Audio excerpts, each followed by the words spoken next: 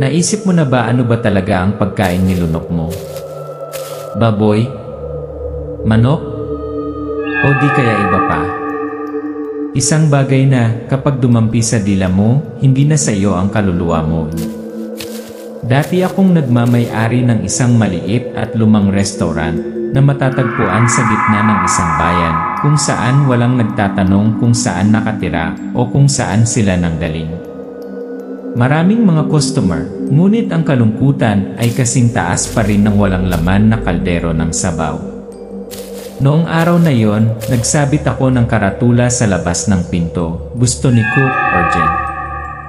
Pagkalipas lamang ng ilang oras, lumitaw ang isang kakaibang babae. Kasama niya ang isang batang babae, maputla, tahimik, at may mga mata na hindi dapat sa isang bata. Wala silang mga bagahe. Isang punit-punit na berdeng plastic bag lang at kakaibang amoy. Amoy bakal, amoy dugo. Mula noon ang aking pagkain ay nabalitang napakasarap na nakakabaliw sa mga tao. Bagamat walang nakakaalam kung bakit ang karne ay napakalambot, ang lasa ay kakaibang maalat at matamis, at ang bango ay nakapagpapaalaala sa isang bagay na nakalimutan o sinubukang kalimutan. Ako si Tessa. At ito ang kwento ng pagkaing nagpawala ng lahat sa akin, pati na ang sarili ko. Kwento ng isang ina, isang anak at isang madugong sikreto na nakatago sa kusina. Kung kakain ka, you better stop. Dahil after hearing this story, you will never look at adobo the same again. Hindi ka na muling titingin sa adobo, nagdudulot ng pangmatagalang takot. Ang kwento ay sinabi ng dahan-dahan. Ang background na tunog ay tumataas ayon sa emosyonal na ritmo. Maaari kang magdagdag ng mga bulong, ang tunog ng kalan, ang tunog ng mga kutsara at kutsilyo upang pukawin ang mga katakot-takot na imahe. Masikip ang restaurant na ito dati. Noong buhay pa ang mga magulang ko. Tuwing umaga, pumipila ang mga tao sa labas para lang kumain ng adobo ng nanay ko. Iba na ngayon. Walang laman ang mga mesa at upuan. Wala na ang tunog ng paghampas ng kutsara sa mga plato. Flashback, yato. Libing 3 taon iyan nakaraan. Tahimik na nakatayo si Tessa sa tabi ng puntod ng kanyang mga magulang. Makulimlim ang tanawin, tahimik ang lahat. Hawak ni Tessa ang uran, nanininig ang mga kamay. Iniwan nila sa akin ang restaurant na ito at ang kanilang pag-asa. Ngunit hindi nila iniwan ang recipe o hindi bababasa ang mahiwagang panlasa na mayroon sila. Ante. Restaurant, hapunan. Nagpupumigla si Tessa sa kusina. Natitikman niya ang kakaluto niya lang, hindi nasisiyahan ang ekspresyon niya. Napabuntong hininga siya. Napatingin siya sa karatula na Tessa Restaurant, sarap laging bago. Sa frosted glass. I'm not the chef. Never was. But can't let the restaurant close. This is the last legacy have from NLA family. Yaiku. Labas ng restaurant kinabukasan. Tumayo si Tessa sa harap ng restaurant. Ang kanyang kamay ay nagtatap ng isang piraso ng karton sa salamin na pinto. Gusto ng mga tagaluto, madalian. No resume needed. Marunong lang magluto at tumahimik. Hindi ko kailangan ng magaling na chef. Kailangan ko lang ng taong marunong magluto para panatilihing bukas ang restaurant. At huwag magtanong ng maraming tanong. Ante. Restaurant, maulan ng hapon, knock the door. Tunog ng katok. Ang kamera mula sa likod ay nagpupunas ng sahig si Tessa. Dahan-dahan niyang ibinaling ang kanyang ulo. Bumukas ang pinto, nakatayo doon ang isang nasa katanghaliang gulang na babae, lumang robe, may dalang plastic bag sa tabi niya ay isang batang babae na mga 8 taong gulang, malaki, kulay abo ng mga mata, tahimik. Aling Vina, malambot na boses. So po, kayo po ba ang may-ari ng kun? Nakita ko po ang karatula. Gusto ko sanang mag-apply bilang tagaluto. Titig na mabuti ni Tessa ang mag-ina, walang sasakyan, walang bagahe, walang bakas kung saan pupunta o kung saan pupunta. Tessa, nag-aalangan. May karanasan ba kayo sa kusina? Alin Vina, tango. Sapat para mapakain ang isang baryo. Pero kung hindi niyo ako tatanggapin, maintindihan ko. Sarah, nagsalita sa unang pagkakataon, pabulong. Hindi po kami masama. Ante. Restaurant at kusina. Inihatid si Vina sa kusina. Dahan-dahan siyang pumasok na para bang sanay na siya sa ganitong espasyo. Luminga-linga siya sa paligid at dahan-dahang nilagay ang isang plastic bag sa mesa. May ilang sibuyas, bote ng mantika, kutsilyo at isang pakete ng bagay na nakabalot sa madilim na pulang tela. Sabi ni Tessa, hindi ko alam kung bakit ako pumayat. May kung ano sa mga mata ng babaeng yon. Pagod pero determinado. Parang ang tagal niyang tumakbo at ngayon lang siya humihingi ng isang lugar para huminto. Ante. Kwarto na Tessa, unang gabi. Nakahiga si Tessa sa kama, dilat ang mga mata. Ang mahinang tunog ng kutsilyong naghihiwa ng karne ay nagmumula sa kusina. Isang kakaibang aroma ang pumupuno sa silid. Lumabas siya, nakita ang kumukutitap na liwanag ng apoy mula sa kusina. That night for the first time I felt the restaurant come alive. Kinabukasan, naamoy ng isang estranghero ang bango na nagmumula sa restaurant. Huminto sa loob, sinubukan nito, nanlaki ang mga mata sa pagkagulat. Pagkatapos ay isang segundo. Pagkatapos ay isang pangatlo. Customer, pabulong. Anong karne to? Ba't ganito kasarap? Tessa, nagsasalaysay, bahagyang nanginginig. Hindi ako nagtanong. At hindi nila sinabi. Nandoon lang ang pagkain at ang kakaibang katahimikan. Mula nang dumating sila, hindi ko na sila nakitang kumain pero laging wala ang pagkain nila. Laging may karne.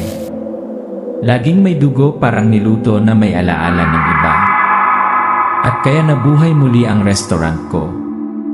Pero nahirapan akong matulog Ante. Restaurant, umaga, linggo pagkatapos magsimula ng pagluto ni Vina. Mabilis na humampas ang kamera sa masikip na restaurant, umaangat ang bango mula sa kusina. Kumakain ang mga tao na parang hindi pa sila nakakain. The chants of, ang sarap. Grabe, anong karne to, ring out continuously.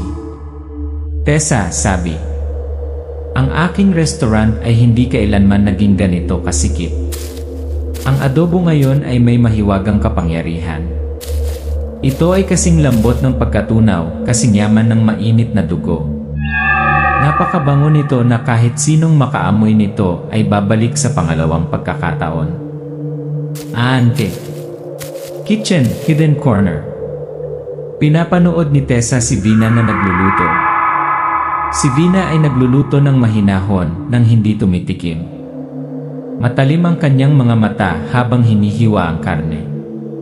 Sa malapit, ang batang si Sarah ay may hawak na isang piraso ng hilaw na karne. Pinipihit ito sa kanyang kamay na para bang bumubulong sa kanya. Tessa, nagsasalaysay. But then I noticed. Vina never eat what she cooks. And Sarah, she has a way of looking at raw meat like she's looking at something alive. Yaku. Village Alley, kinabukasan. Ang isang kapitbahay, si Ate Lina, ay hindi pumupunta sa restaurant gaya ng dati. Kumalat ang mga alingaw-ngaw, may nawawala. Tapos isa pa. Tapos isang regular na naggangalang Mang Fred. Pare-regular ang mga nawawala. Mga mahilig sa pagkain ni Vina. Ante. Gabi pagkatapos ng oras ng pagsasara. Nilinis ni Tessa ang mesa. Tahimik na nakaupo si Sarah sa sulok, naglalaro ng maliit na kutsilyo. May bahid pa ng dugo ang dulo. Tessa, nag-aalangan. Sarah, hindi ka ba inaantok? Sarah, tumingin, bahagyang umiti. Hindi po. Kakatapos ko lang kumain. Tessa, nagulat. Kumain? Wala namang tira. Sarah, pabulong. Di po namin kailangan ng luto. Kaming dalawa ni nanay mas gusto ang dugo. At karne. Hilaw. Napatayo si Tessa. Bumagal ang eksena. Sumipol ang hangin sa labas ng pinto. Nag-zoom in ang kamera sa nakangiting mukha ni Sarah, isang ngiti hindi ng isang bata. Ante. Kwarto na Tessa pagkatapos niyan. Nilock ni Tessa ang pinto. Huminga ng malalim. Kinuha niya ang telepono, may balak na tawagan, ngunit huminto. Walang ebidensya. Batang kakaiba ang kausap. Tessa, sabi. Tatawag na sana ako ng pulis. Pero ano? Mahilig kumain ng hilaw na karne ang babae. O masyadong masarap ang luto ng nanay niya para maging normal? Ante. Kitchen fridge kinabukasan. Titignan ni Tessa ang refrigerator. May mga sariwang mansa ng dugo na tumutulo. Ngunit walang karne. Walang resibo. Walang bakas ng mga paninda. Paulit-ulit na sinasabi ni Vina, ako na po ang bahala. I don't remember ever paying for meat. Not once. Pero every morning may karne. Fresh. Red, parang pinatay lang. Ante. Kwarto na Tessa, gabi. Napanaginipan ni Tessa si Vina sa kusina, ngunit hindi tao ang kanyang mga kamay. Matalim ang mga kuko. Ang hilaw na karne ay umuusok kapag dumampi ito sa kanyang kutsilyo. Pinagmamasdan ni Sarah si Tessa sa siwang ng pinto, ang mga matang kumikinang sa dilim. I started to lose sleep. Every night is a nightmare. Every morning is a compliment on the food and I fear that I am helping something that is not human. Ante. Any restaurant, Pete. A regular customer arrives late. Drunk. Asks Tessa directly, saan ba talaga galing ang karne nyo? Natahimik si Tessa. Sa labas ng bintana, tinititigan ni Sarah ang lalaki, hindi kumukurap ang mga mata. Nang gabing iyon, hindi na umuwi ang lalaki. Sabi ko sa sarili ko, kung hindi ko tatanungin, hindi ko malalaman.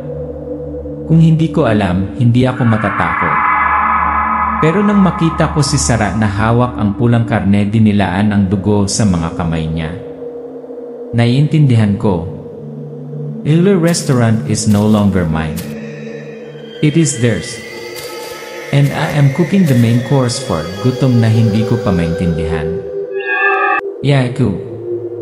Harap ng restaurant, tanghali sunny. Isang matangkad na lalaki, nakasuot ng lumang leather jacket, dahan-dahang naglakad papunta sa harap ng restaurant. Ang lamig ng mukha, ang mga mata parang may naamoy sa hangin. Tessa, sabi. He appeared like a cut in the middle of a summer afternoon. No introduction. No knocking. But everything tumahimik nang pumasok siya. Ante. Restaurant, narrow frame. Pinapanood ni Tessa si Paulo na pumasok. Agad na nagtago si Sarah sa likod ng kanyang ina. Natigilan si Vina. Napangiti si Paulo, ngunit hindi mainit. Paulo, matagal na tayong hindi nagkita, Vina. Vina, naninigas. Hindi ko akalaing makikita pa kita. Tumayo si Tessa sa di kalayuan, hawak ang sandok. Nag-zoom in ang kamera sa mukha ni Paulo, ang mga mata nito ay tumitingin, hindi kumukurap na parang pumipili ng karne. Scene, Vane. Kitchen, Vina & Tessa privately talking. Tessa sa mahinang boses. Vina, sino yon? Yung ex. Vina sa nanginginig na boses. Hindi siya tao. Tessa ay nagsasabi. For the first time, I saw Vina afraid. Not anxious, but deep fear in her bones. Yaku. Pagkatapos ng iyer hapon, nag-uusap sina Paulo at Vina. Nakatago ang kamera sa pananaw ni Tessa. Paulo, gabunan ka, Vina. Huwag mong ikaila. You can't bear to live. Pero sayang ka. Pinipigilan mo sarili mo samantalang ako. Huminga siya ng malalim. Ay malaya na. Vina, ang pagiging malaya ay hindi dahilan para pumatay ng inosente. Ante. In here, gabi. Kumulot ng dugo si Sarah sa papel. Pinunasan ito ni Vina nang makita niya ito. Hindi nakaimik si Tessa. Tessa. Gabunan. First time kong marinig ang salitang iyon. Hindi tao. Hindi masyadong aswang. Ancient species living among humans. But with a choice. Kinawalag ni Vina Benny kwento ng gabunan. Isinalaysay ni Vina sa liwanag ng lamparan ng langis noong unang panahon nang protektahan ng gabunan ang nayon mula sa mga ligaw na aswang. Ngunit may nahulog si Paulo. Vina nagsasabi. Katulad ko siya pero gusto niyang maging mas malakas, mas mabilis at pumili ng dugo ng tao. Mula noon hindi na siya gabunan. Ante. Kwarto ni Tessa harating gabi. Nagsusulat si Tessa sa kanyang diary, nanginginig ang kanyang mga kamay pagkatapos ay huminto. Sa siwang ng pinto, nakita niya si Paulo na nakatayo sa labas, nakatitig sa silid ni Sarah, ang kanyang mga mata ay kumikinang na pula. Tessa ay nagsasabi, alam ko kung mananahimik ako, maililigtas ko ang restaurant. Pero kung gagawin ko, mawawala si Sarah. Kalag ka rin si Vina sa impyerno. At wala na akong makakapitan. Ante. Kitchen kinabukasan. Tessa nakatingin ng diretsyo kay Vina. We need to make a plan. I can't fight but I can cook. And I know how to poison. Vina nagulat. Tessa di. Tessa, hindi ko kayo pinabayaan ng nanay mo.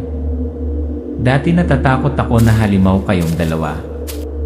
Ngayon naiintindihan ko na, hindi lahat ng iba ay nakakatakot.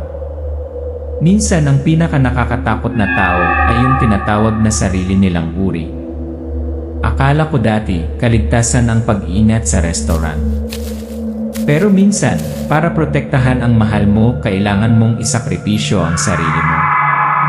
At kung kailangan kong lumaban, lalabanan ko ang minsan kong pinagdudahan, laban sa may mata ng isang halimaw na malapit ng kumagat. Yaku. Yaw harap ng restaurant, sunset. Akainin na Tessa at Vina si Sarah sa isang maliit na bahay malapit sa gilid ng kagubatan, ang tahanan ni Lolo Omar, ang matandang dating tinaguriang retirado na albularyo ng nayon. Kulay kahel na pula ang langit, hindi pangkaraniwang kalmado ang hangin. Lolo Omar. Naramdaman ko ito mula nang pumasok siya sa nayon. Hindi dahil delikado siya, kundi dahil sa sumusunod sa kanya. Tessa, paano natin sila lalabanan, Lolo? Lolo Omar. Hindi sa mga kutsilyo, kundi sa isang bagay na mas matanda sa kutsilyo, ritual. Ante. Bahay na Lolo gabi. Nakaluhod ang tatlo ng pabilo. Sa banig ay isang salt shaker, sariwang dugo ng tandang, isang piraso ng basang dugo na kamiseta na kinuha mula kay Paulo noong nakaraang araw. Si Lolo ay gumuhit ng anting-anting sa itim na uling sa paligid ng palad ni Tessa. Lolo Omar. Asin ang hangganan. Dugo ang kontrata. Ang tela ang tawag. Vina, pabulong.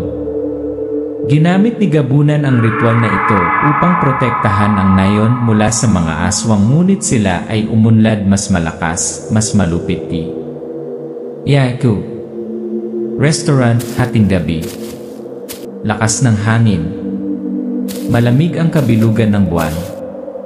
Si Tessa at Vina ay nagwiwisik ng asin sa paligid ng restaurant ng paikot-ikot. Nakakulong si Sarah sa isang silid, isang anting-anting sa pintuan. Si Lolo Omar ay bumibigkas ng isang inkantasyon sa sinaunang dila. Ang eksena ay mapang-api, malayong aso na umaalulong, kakaibang kaluskos. Tessa ay nagsasabi, "Narinig ko ang mga yabag, hindi ang mga yabag ng tao. Mga anino na gumagapang sa mga dingding." At siya, si Paulo, nangunguna sa daan na parang Diyos ng mga halimaw. Ante. Restaurant, lumabas na nilaban. Bumukas ang pangunahing pinto. Sumugod ang mga anino, ibinunyag ng mga aswang ang kanilang tunay na anyo, pangil, mahahabang braso, mapuputing mata. Tinapakan ni Paulo ang asin, inapakan, umaakyat ang usok sa kanyang mga paa. Marahan siyang umungat. "Paulo, piliin mong pumanig sa mga tao. Isang pagkakamali at lahat kayo ay masusunog sa abo." Nagtatapon si Vina ng pulbos ng kalamansi at sagradong apoy, nakakapaso sa balat ng mga aswang. Si Tessa ay may hawak na sandata na gawa sa kamay, isang matalas na tangkay ng walis na nababalutan ng asin at abo, tumama sa isang aswang na sumisigaw at nanginginig. Si Sarah ay nagtatago sa kanyang silid, nanginginig, isang anino ang sinusubukang sipain ang pinto. Ante. Sarah's room, drama increases. Isang aswang ang kumakatok sa pinto ni Sarah, nabasag ang kahoy na pinto. Umiiyak si Sarah, hawak ang anting-anting sa kanyang dibdib. Sa pinakakritikal na sandali, sumabog ang pinto, pagkatapos ay tumama sa threshold ang puting liwanag mula sa bilog ng asin, ang ilaw ay pumutok. Tessa ay nagsasabi, "Kumpleto na ang ritual sa sandaling akala ko, tapos na ang lahat ni Ante." Restaurant hall, nahulong ay sakit si Paulo. Umusok ang usok mula sa balat ni Paulo. Dugo ang tumutulo mula sa kanyang mga mata. Siya ay sumisigaw, nag-collapse. Paulo sumisigaw, "Babalik ako. Sa dugo sa dilim babalik ako." Nag-transform siya sa isang pulutong ng mga itim na paniki, lumipad sa labas ng bintana, nawala sa kagubatan sa gabi. Ante. Iyan ay restaurant pagkatapos ng laban. Lahat ay nasira, nasunog. Ngunit buhay pa rin sina Tessa, Vina, at Sarah. Niyakap ni Sarah si Tessa, nanginginig. Lumuhod si Vina sa tabi ng bilog na asin, ang kanyang mga mata ay kumikislap sa luha, parehong saya at sakit. Tessa, tahimik ngunit sigurado. Nang gabing iyon, nalasahan ko ang nagbabagang amoy ng takot at ang tunay na dugo ng pagtitiwala. Maaaring hindi buo ang restaurant, pero alam ko, hindi ako nag-iisa. Nangako siyang babalik. At naniniwala ako babalik siya. Pero sa susunod, hindi lang isang restaurant ang haharapin niya. Haharapin niya isang pamilyang marunong lumaban. Ante. Restaurant pagkatapos ng gabi ng attack. Walisin ni Tessa ang abo gamit ang walis. Nabasag ang kahoy. Natuyo ang dugo. Mainit pa ang kalan. Inayos ni Vina ang mga kortina. Mahimbing na natutulog si Sarah sa mga bisig ni Lolo Omar. Tahimik ang lahat. Tessa ay nagsasabi, "After the storm, echo na lang ang natitira. And in the echo are the survivors." Yaku. After Lily Garden, kinabukasan. Ibinaon ni Lolo Omar ang huling piraso ng anting-anting sa ilalim ng puno ng mangga sa likod ng restaurant. Lolo Omar, ang proteksyong ito ay magpapanatiling ligtas sa atin pansamantala. Ngunit ang pinakamahalagang proteksyon ay ang katapangan. Tessa, mananatili ka ba? Lolo Omar, hindi, iha. Tapos na ang role ko. The rest bahala na. Aante. Kitchen, nakaupo Vina at Tessa sa tapat. Parehong gumagawa ng saa, umupo ng tahimik. Vina, hindi ka na ba natatakot sa akin? Tessa, nakatingin ng diretsyo. Ang akala ko noon ay halimaw ka. Pero napagtanto ko, ang mga halimaw ay hindi isang uri ng hayop. Sila ay isang pagpipilian. Aante. Kwarto na Sarah, gabi. Nanaginip si Sarah. Nakapikit, ngunit bahagyang gumagalaw ang mga labi. Sarah, bumulong sa kanyang pagtulog. Babalik siya sa dilim, dala ang mas marami. Bumaba ang kamera, kumikislap ang ilaw ng gabi ng isang beses, pagkatapos ay mamamatay. Katahimikan. Aante. Bukas din naman iyan ni restaurant. Bumalik ang mga customer. Nakangiti. Tunog ng mga kutsara at mangkok. Ngunit sa gitna ng mga customer may isang lalaking nakasuot ng kulay abong balabal, isang sombrero na nakatakip sa kalahati ng kanyang mukha, tahimik na nakaupo sa sulok. Tessa, sabi. Bukas na ulit ang restaurant. Mabango pa rin ang pagkain, bumabalik pa rin ang mga tao. Pero lagi akong tumitingin ng 2 beses bago mag-imbita ng sinuman. Hindi na ako naniniwala sa kapayapaan. Yaku. Deep Forest, Adolescence. Ang kamera ay tumatagos sa mga anino ng kabubatan. Isang bakas ng dugo ang umaabot sa lupa. Pagkatapos ang anino ng isang nilalang na nakakapit sa isang puno, ang mga pulang mata nito ay kumikinang sa ambon. Boses ni Paulo Echoy. Sa susunod hindi ako pupunta mag-isa. Hindi na ako ang babaeng tanging marunong magtago ng restaurant. Ako na ang tagaluto para sa pinakakakaibang pamilya na nakilala ko. At kung babalik man siya, malalaman niya, may mga lugar kung saan hindi lang masarap na pagkain kundi marunong ding lumaban. Ako si Tessa. Ito ang aking restaurant. At mula ngayon ito ang dumain ng mga tao at kung ano ang naniniwala pa rin sa liwanag. After credit scene. Nagdodrawing si Sarah sa kanyang notebook. Nag-zoom in ang camera sa drawing, isang sinaunang batong gate, dugong tumutulo sa lupa sa background, isang may pakpak na nilalang ang nakatingin sa restaurant. Sarah, mahina. Naaalala ko ang panaginip na yon ay totoo.